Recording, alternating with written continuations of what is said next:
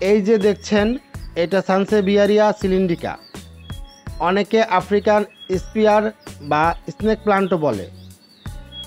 পাতাগুলো দেখেছেন, একদম নলাকার, একটু শক্ত, দেখতে অনেক স্টাইলিশ লাগে।